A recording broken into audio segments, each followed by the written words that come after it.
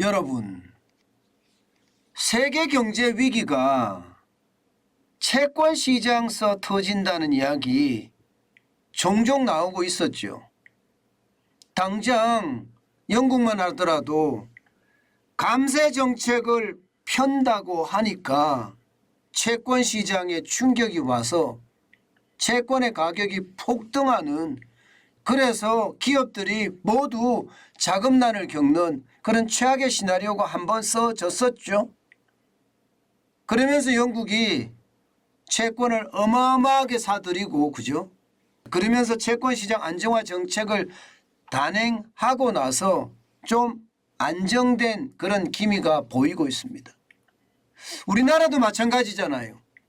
시작은 레고랜드 발 디폴트 선언이 채권시장에 충격을 줬거든요.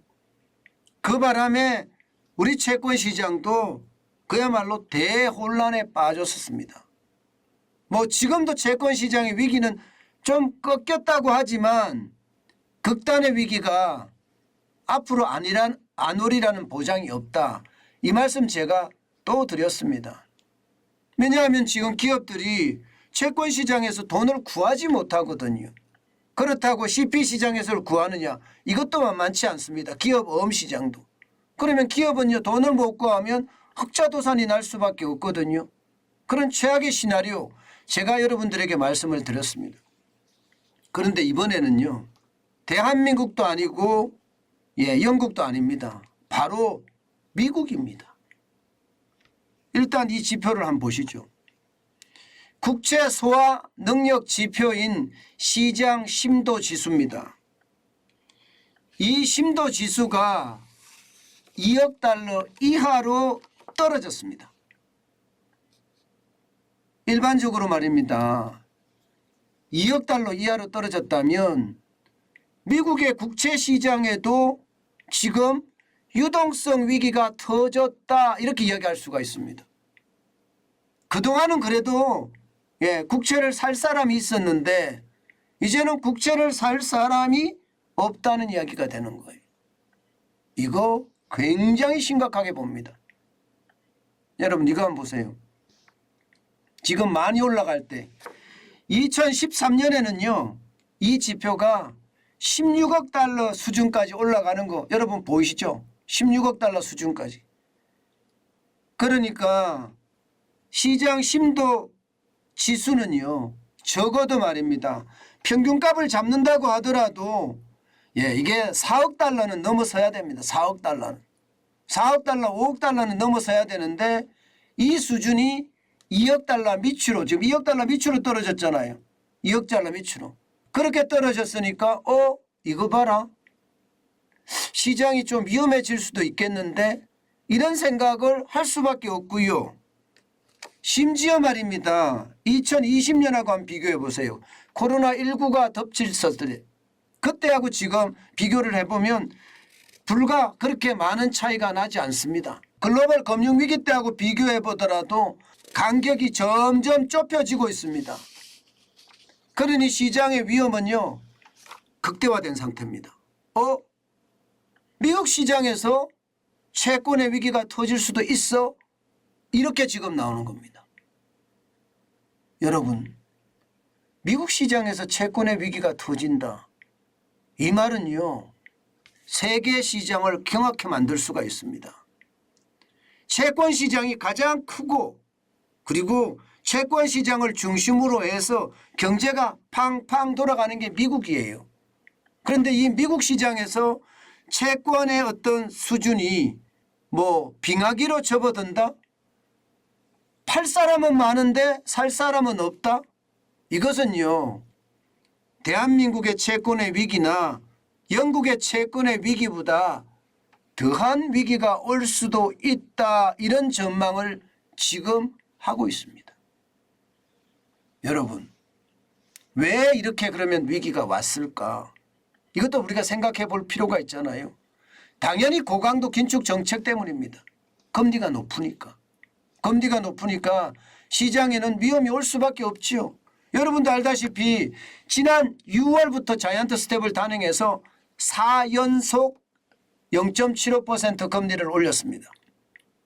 그리고 연방준비제도의 대차 대조표도 쉽게 말하면 채권이죠. 채권을 내다 팔고 있습니다. 국채도 내다 팔고 있고 MBS라고 하는 주택저당증권도 내다 팔고 있고요. 중앙은행이 채권을 내다 팔면 어떻게 됩니까? 시중에 있는 유동성 달러를 흡입해 버리는 거죠. 계속 흡입하는 거죠. 그렇게 되면 시중에는 달러라는 현찰이 부족하겠죠. 금리는 금리대로 올리면서 시중의 달러를 빨아들이고 또 대차 대조표를 계속 맞춰가면서 채권을 내다 팔면서 시중의 달러를 계속 흡입해 드리고 그러면 채권을 살 돈이 없잖아요. 그럼 어떻게 되겠어요? 결국 유동성 위기에 빠질 수밖에 없는 게 현실이에요. 더 큰 문제는요. 지금 세계 각국이 자국의 화폐를 지키기 위해서 미국의 국채를 내다 판다는 사실이에요. 가장 큰 손이라고 이야기하는 일본조차도 미국의 국채를 시장에다 내다 팝니다. 그러면 어떻게 될까요? 국채는 더 쏟아지는 거예요. 일본이 사줘야 되는데 사주는 것이 아니라 오히려 내다 파니까 말입니다. 대한민국도 마찬가지죠. 미국 국채를 내다 팔죠. 많이 내다 팝니다. 우리도. 왜냐하면 외환이 불안하니까 외환을 막으려고 시장에 개입하기 위해서 현금을 시장에 풀기 위해서 국채를 내다 팝니다. 일본도 지금 마찬가지인 거고요. 중국도 마찬가지입니다. 중국도. 그러면 일본이나 한국이나 중국만 내다 팔까요? 그렇지 않습니다. 전 세계가 마찬가지예요. 전 세계가. 전 세계가 미국 국채를 갖고 있다면 이거 미국 국채를 내다 팔 수밖에 없는 그런 상황에 직면한 겁니다. 그러니까 너도 나도 국채를 내다 팔 수밖에 없는 거예요. 이렇게 내다 팔면 어떻게 될까요?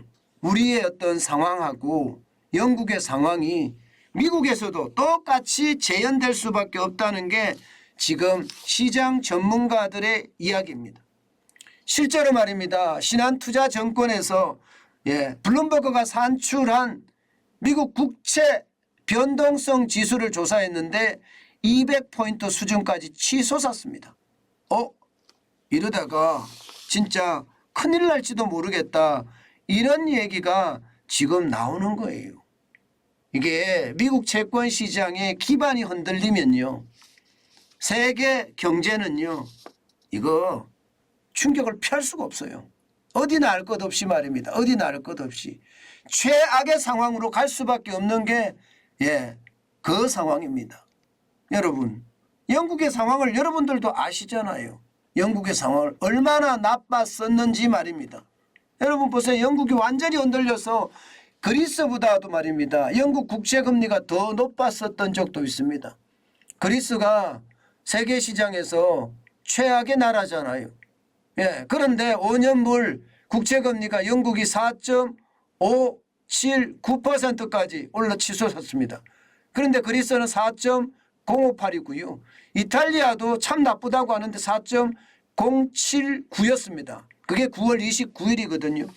이런 상황이 지금 미국에서도 발생할 가능성 있다 이렇게 이야기합니다. 심지어 말입니다. 미국의 중앙은행, 연방준비제도죠. 미국의 중앙은행에서도 국채시장의 유동성이 역사적인 정상 수준을 밑돌고 있다 이렇게 이야기합니다. 역사적인 정상 수준을 밑돌고 있다. 만약에 계속해서 낮은 유동성이 계속된다면 가격 변동성은 더 커지고 궁극적으로는 시장의 기능을 저해할 수도 있다 이렇게까지 이야기하고 있습니다. 생각했던 것보다가 굉장히 심각하죠. 중앙은행까지도 보고서를 통해서 이렇게 이야기한다면 이것은요 이제 세계 경제의 또 하나의 위기 요소로 들어섰다는 거예요. 지금까지는 인플레이션에 대한 우려 이게 굉장히 컸죠. 그 다음이 뭡니까? 그 다음이 러시아가 우크라이나를 침공한 거. 이것도 세계 경제의 큰 위험이라고 이야기를 했습니다. 그런데 이제 하나 더 미국 국채시장의 위기가 결국 말입니다. 시장 전체에 또 한 번의 위기를 몰고 오지 않을까 그런 두려움이 커지고 있는 상태입니다. 오죽했으면요 연방준비제도 또 한 명의 부의장인 마이클 바, 마이클 바 부의장은 상원은행위원회 출석해서 뭐라고 이야기했나 하면요, 국채시장의 변동성이 커지기 때문에 굉장히 유의해서 관찰하고 있다. 만약에 국채 유동성 이슈가 생긴다면 다시 지금 채권을 사들이겠다, 이런 표현까지 썼습니다. 이 말은 여러분 미국 시장의 어떤 채권 시장의 위기가 높아지고 있다는 뜻이에요. 잘 관리하기를 바라야죠. 그렇지만 이미 이렇게까지 이슈가 나오고 있다는 것은요, 미국 채권 시장의 위험도 굉장히 높아진다는 겁니다. 여러분, 대한민국의 채권 시장의 위기, 영국의 채권 시장의 위기, 이거는 아주 세 발의 피다, 이렇게 이야기할 만큼 미국 시장의 채권 시장의 위기는요 세계 경제의 위기로 바로 발전할 수 있다는 것, 우리는 한 번쯤 알아야 된다, 이렇게 생각합니다. 이래서 그런지요 미국 시장은요 오늘 그야말로 뭐라고 이야기해야 되나요? 롤러코스터 장세? 아마 그게 맞는 말일 거예요. 오늘은 나스닥 종합지수가 1.54% 떨어졌어요. 이게 미사일이 폴란드에 2발이나 떨어졌으니 시장은 놀랄 수밖에 없겠죠. 174.75가 빠져서 11,183.66으로 마감을 했고요. S&P 500 지수도 0.83% 떨어져서 32.94가 빠졌습니다. 3,958.79까지 빠지기도 했습니다. 다우산업지수는 오늘 시장 자체가 진짜 웃겼어요. 아마 여러분 그래프가 이런 그래프를 나타낸 적이 잘 없을 겁니다. 그야말로 올라갔다 내려갔다 올라갔다 내려갔다, 시장의 불안이 얼마나 큰지 아주 단적으로 보여주는 그런 지표가 아닌가 싶어요. 0.12%가 빠져서 39.09가 빠졌습니다. 33,553.83으로 마감을 했지만 시장의 우려와 그 변동성은 바로 그래프에서 단적으로 보여줬다, 이렇게 이야기할 수가 있습니다. 여러분, 시장의 변동성은 그 어느 때보다 커졌다. 저는 그렇게 말씀드리고 싶습니다. 미국의 주식시장도 시장의 어떤 위기를 지금은 반영해 가는 것은 아닐까, 저는 그런 생각도 해. 그만큼 말입니다, 위험의 도가 좀 커졌다, 이렇게 생각을 하거든요.